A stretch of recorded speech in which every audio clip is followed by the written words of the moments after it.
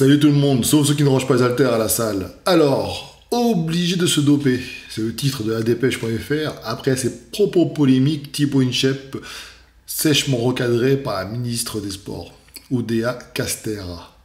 Ah, ça c'est consécutif à la vidéo que j'ai faite par rapport à Paul Pogba, donc qui a été évidemment épinglé pour... il était positif en fait à la testostérone. Lui se défend en disant qu'il a pris des compléments alimentaires prescrits par un médecin ami à Miami. Ça me rappelle un vieux reportage de vieilles pratiques qui date de l'époque de Carl Lewis. On va voir ça juste après. Et donc on va un petit peu analyser tout ça. Pour faire un résumé, Thibaut Inchep a dit qu'en gros, le sport de haut niveau, c'est associé au dopage.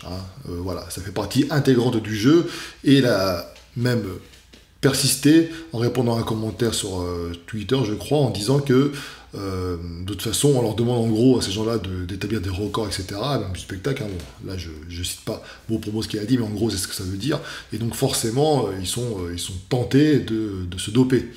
Ça a provoqué la colère de beaucoup d'athlètes qui ont dit que Thibaut exagérait parce que c'est mal connaître les entraînements qui passent, etc. C'est mal aussi connaître les conditions de contrôle antidopage. Donc en gros, comment ça se passe, les contrôles antidopage, c'est fait de manière aléatoire. La personne, dès qu'elle est désignée, elle est suivie de A à Z. Il y a 2 échantillons qui sont prélevés, si je ne dis pas de bêtises, A et B. C'est pour avoir 2 contrôles en fait, par voie urinaire et sanguine. Donc il y a une prise de sang qui est faite. Tout ça, c'est contrôlé et c'est analysé par un laboratoire qui est agréé pour le faire. C'est un laboratoire qui est testé en fait pour s'assurer que il détecte bien les substances. Donc les athlètes de haut niveau ont attaqué Thibaut, la ministre également, qui explique, alors je vais la citer, elle a dit « Oui, le dopage existe dans le haut niveau comme dans le monde amateur, mais respectons l'immense majorité des athlètes qui, à l'entraînement comme en compétition, respectent les règles et qui, à chaque instant, sont susceptibles d'être contrôlés. » Mais le problème, c'est pas la majorité des athlètes. Le problème, c'est ceux qui gagnent très très souvent, qui établissent des records. On peut se poser des questions légitimement. Maintenant, le problème de Thibaut, dans ce cas-là, c'est qu'en fait, lui, il dit tout haut ce que tout le monde pense tout bas, mais en vrai... Quand tu es une personne influente, il faut vraiment te baser sur du concret. C'est-à-dire que si tu dis que Paul Pogba a été positif en fait dans un contrôle du dopage, c'est une réalité. On ne peut pas nier les faits. Par contre, si tu dis que, si tu l'avais dit, je sais pas moi, 3 mois plus tôt, Paul Pogba, vu ses performances, à mon avis, il est dopé, là on pouvait l'attaquer. C'est ce qu'on peut reprocher à Thibaut. Il a généralisé le truc. Maintenant, il faut savoir qu'effectivement, le sport de haut niveau, le dopage, les cachotteries, etc., ça existe. Des scandales qui éclatent des années plus tard, ça existe. C'est pas pour rien qu'il y a des athlètes qui en retirent des médailles. C'est déjà arrivé notamment dans le cyclisme. Plusieurs années après, sûrement parce que la technologie a évolué. Les analyses sont de meilleure qualité, parce que évidemment que l'objectif de ceux qui se dopent, c'est de trouver des substances nouvelles, des manières nouvelles de se doper sans se faire prendre. Si les laboratoires n'ont pas connaissance de ces nouvelles technologies, comment veux-tu qu'ils les détectent? C'est un peu, pour moi, enfin on va expliquer, c'est un peu comme un virus. Si tu n'as pas l'antivirus qui a enregistré ce virus dans ces données, comment veux-tu qu'il le détecte? Donc là, c'est presque pareil. Maintenant, il est vrai que il ne faut pas dire que tout le monde est dopé, ça c'est sûr et certain. Après, encore une fois, ceux qui sont offusqués, c'est peut-être des gens effectivement qui sont clean, et heureusement que ça existe, sinon ce serait triste quand même. Mais certaines réactions laissent à désirer. Par exemple, ici, t'as Jimmy Cabot, piston du Racing Club de Lens, qui dit ça vaut certainement pour les mieux que tu côtoies, muscu, salle de sport, boxe, pour le football, tu dis n'importe quoi. Ah oui, tiens donc. Alors si je prends mon téléphone, et je mets évidemment, je mettrai le lien. Si je prends un article de l'Équipe qui date du 14 juin 2023, l'Agence française de lutte contre le dopage n'avait jamais autant recueilli d'échantillons de toute son histoire. Donc en fait, en gros, effectivement, comme l'a dit la ministre, les contrôles sont de plus en plus fréquents et de plus en plus nombreux. C'est une bonne chose. Maintenant, ils classent en fait, ils expliquent les différentes disciplines où il y a plus de dopage. En premier lieu, il y a le MMA. Nouvelle discipline, forcément, on y met le paquet pour le MMA. Voilà, histoire d'épingler cette nouvelle discipline barbare. Mais bon, ok, il y a le MMA. Il y a beaucoup de contrôles en même temps qui ont été faits. Donc voilà. Sur 115 prélèvements, 10 ont été anormaux, sans précision. Ensuite, il y a le rugby à 15. Et ça, en fait, ils expliquent que c'est par rapport à certains indicateurs qu'ils ont accentué aussi les contrôles. Forcément, s'il y a plus de contrôles, il y a plus de chances de trouver des gens dopés. C'est ce qui est tout à fait logique. Tu vas pas contrôler autant de personnes dans le curling, par exemple, que dans le rugby. C'est logique. Est-ce que pour autant, peut-être qu'il y a plus de dopage dans le curling que dans le rugby, on ne sait pas. Hein. Mais il faut prendre ça aussi en compte. Alors, ensuite, le troisième sport le plus touché par le dopage, c'est le cyclisme. 10 résultats d'analyse anormaux sur 984 prélèvements. Est-ce que ça veut dire qu'il n'y a que 10 personnes dopées sur les 984 prélèvements? Pas forcément. Ils ont peut-être utilisé des choses qui n'ont pas été détectées. Des techniques aussi, tu vois. Donc je sais pas. Après, je connais pas vraiment, hein, c'est un petit peu opaque, hein, comment ça marche, etc. Les contrôles antidopage, ce qui est tout à fait normal en même temps, je pense. Mais bon. Ensuite, bizarre. Quelle est la quatrième discipline où il y a le plus de dopage, selon, encore une fois, l'Agence nationale antidopage? C'est le football. 6 sur 1418 prélèvements. Alors, 1418 prélèvements, c'est forcément normal, puisque le foot, c'est le sport numéro 1 en France. Donc, c'est là qu'il y a le plus de prélèvements, il y a plus de compétitions aussi.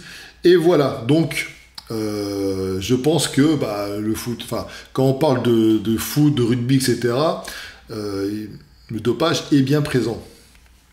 Maintenant, de dire que tous les athlètes sont dopés, encore une fois, je le répète, on ne peut pas l'affirmer. On ne peut pas dire le contraire non plus, on ne peut pas l'affirmer. Il faut se baser sur des choses concrètes. Moi, de mon avis, par rapport à certaines discussions que j'ai pu avoir là-dessus, le dopage existe dans toutes les disciplines, notamment dans l'athlétisme. Tu vois, je veux bien croire que les athlètes soient entraînés, et une part de génétique, etc. Bon, certes, mais au bout d'un moment, il y a certains quand même qui réussissent à faire des records chaque année. On peut se poser la question. Et peut-être que dans 10 ans, on va apprendre qu'un tel était dopé. Peut-être même qu'ils ont été contrôlés positifs et que ça a été étouffé. Pourquoi je dis ça? Parce que ça a déjà existé. Ça a déjà existé parce que il y a l'affaire Ben Johnson, Carl Lewis. Ben Johnson qui a été épinglé à l'époque pour dopage. Alors là, Carl Lewis, il disait « Ah, c'est une honte, etc. » machin. Sauf que lui aussi avait été contrôlé positif et ça avait été étouffé. Et c'est pas moi qui le dis, c'est un reportage. On va le voir. Déjà, il faut mettre dans le contexte. Hein, c'était il y a très très longtemps.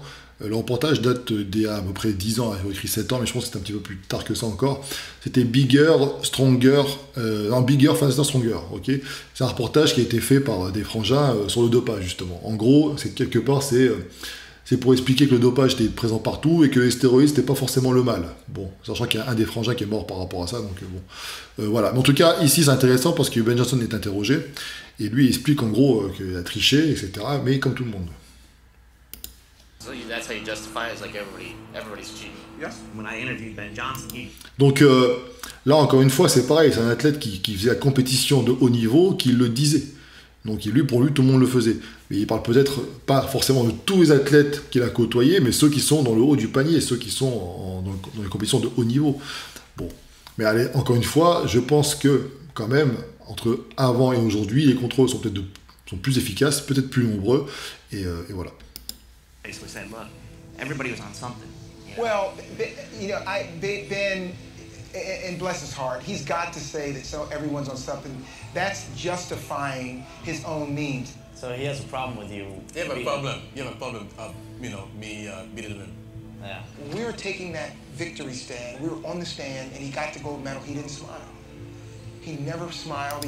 Bon, Carl Lewis, évidemment, donne des leçons, toujours, hein, des années après. En gros, ce qu'il veut expliquer, là, c'est que le mec, il voulait pas célébrer parce qu'il savait au fond de lui qu'il avait triché. Celebrated, and the thing is, he couldn't really inside share in the joy of winning. He cheated. You cheat. Everybody cheats. Nobody's in this world is perfect. Nobody's in this life is perfect. Nobody. They know that in 1988 that 6 Americans at least test positive in Seoul, and they hush it up because the biggest money coming from America. So who's gonna get shafted? Americans or Ben Johnson? Ouais, en gros, ce qu'il a expliqué, c'est qu'en gros, il y a plusieurs athlètes qui ont été épinglés, mais ils ont préféré finalement se focus sur lui plutôt que sur tout le monde parce que les Américains apportent beaucoup d'argent. Il y a beaucoup d'athlètes dans ces compétitions. C'est une histoire de business en fait, de pognon. Bon.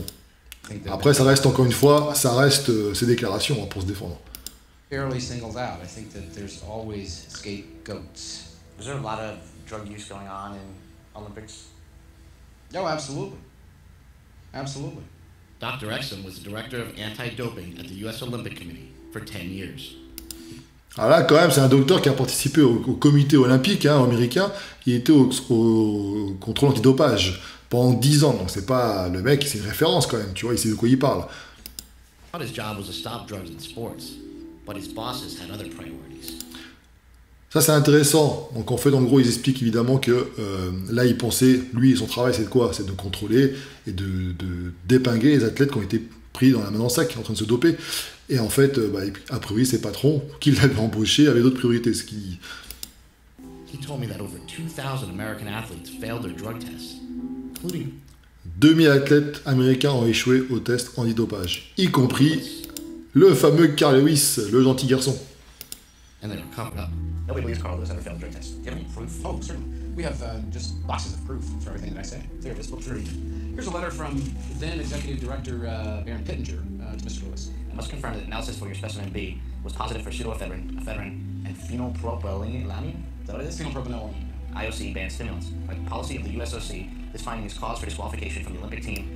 Bon, en gros, des substances ont été trouvées dans son sang, et c'est pas n'importe quoi, c'est pas une substance. Et à mon avis, pour avoir été trouvées, il y a des concentrations qui sont quand même, je pense, ça laisse planer aucun doute.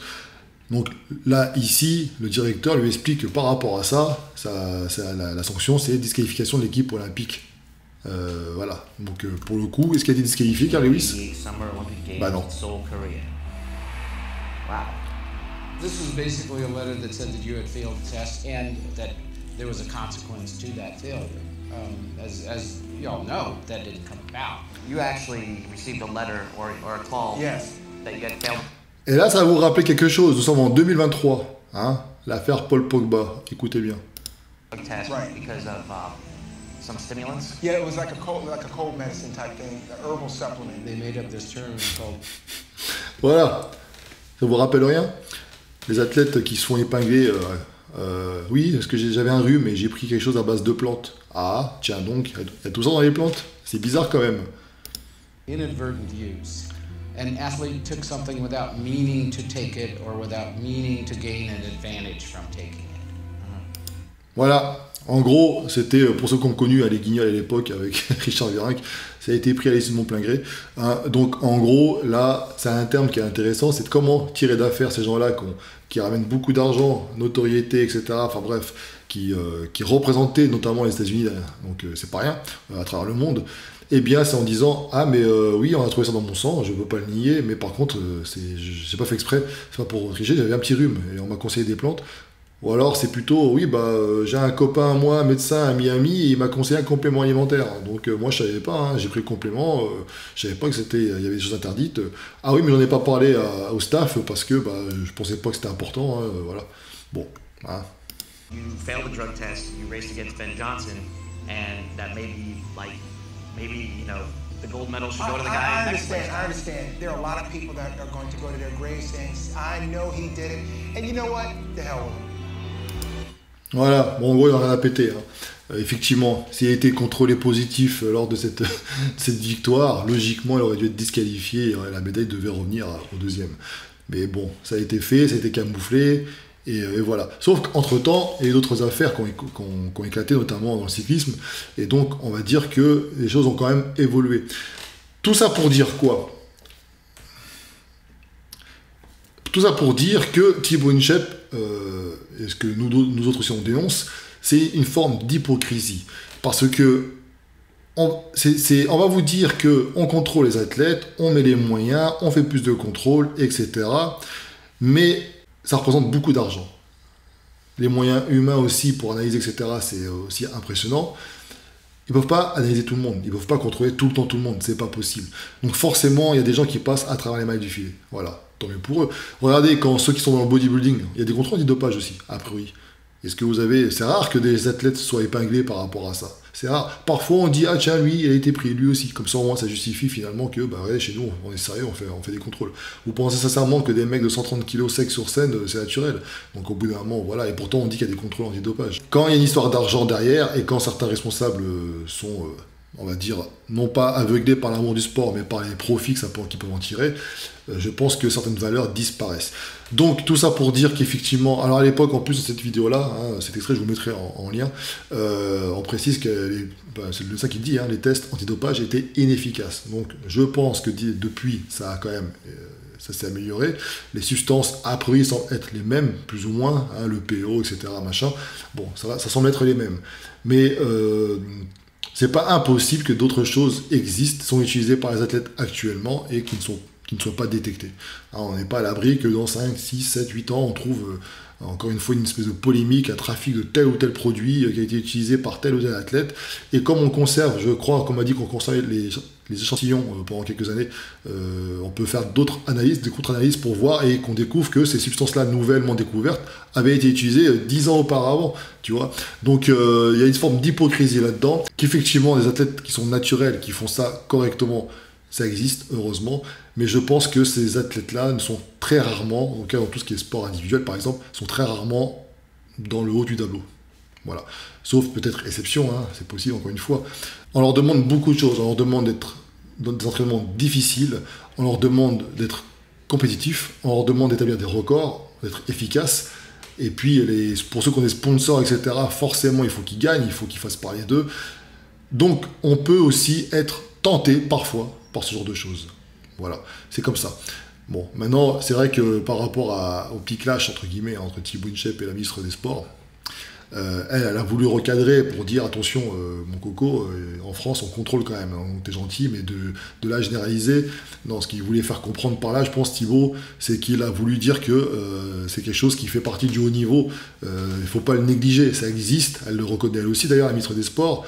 Maintenant, tout le monde ne l'est pas, mais tout le monde n'est pas champion. Tout le monde n'est pas premier. Tout le monde ne fait pas de record. D'ailleurs, en parlant de ça, petite info, par rapport aux salles de sport, ils établissent aussi une espèce de norme, hein, de façon à ce que les salles de sport participent aussi efficacement à la lutte antidopage, notamment chez les pratiquants de musculation.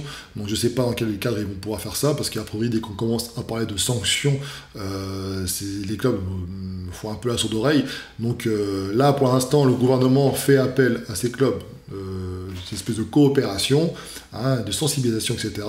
Mais si jamais les clubs ne jouent pas le jeu, ils pourront peut-être être amenés à agir différemment, parce qu'ils veulent vraiment lutter contre ce fléau qui touche notamment les plus jeunes, notamment dans le domaine de la musculation.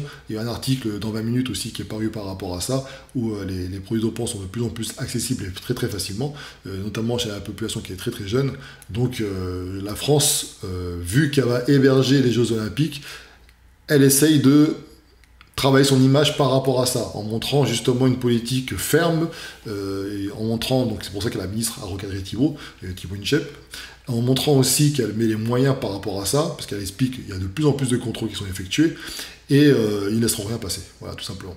Donc voilà, dites-moi ce que vous en pensez dans les commentaires, et n'oubliez pas, un like, ça fait toujours plaisir, c'est gratuit, ça coûte pas cher, et surtout, abonnez-vous en masse. Ciao.